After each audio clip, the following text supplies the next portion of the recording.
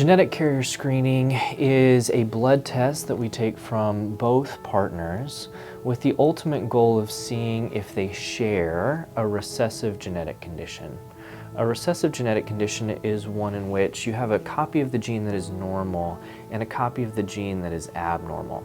It doesn't cause you, per se, any issues, but if you and your partner match up for that condition, then you have a 1 in 4 chance of passing on that condition.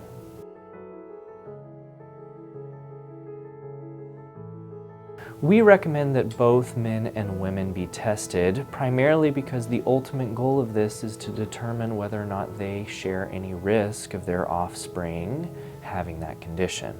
Like I said previously, that 1 in 4 chance is only present if you match up for any condition that we screen for.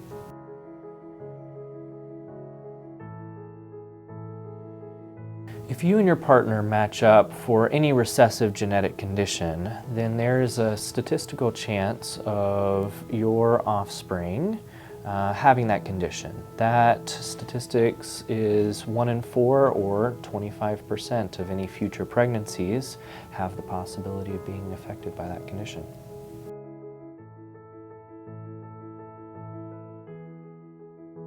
We recommend that any women that are planning to use sperm donor banks be tested, primarily because most sperm donor banks will accept candidates that have recessive genetic conditions. And so you could limit your pool if you're only relying on patients or donors that have no recessive genetic conditions on their screening. You can open up the donor pool a little bit if you just make sure that you don't match up for any future conditions.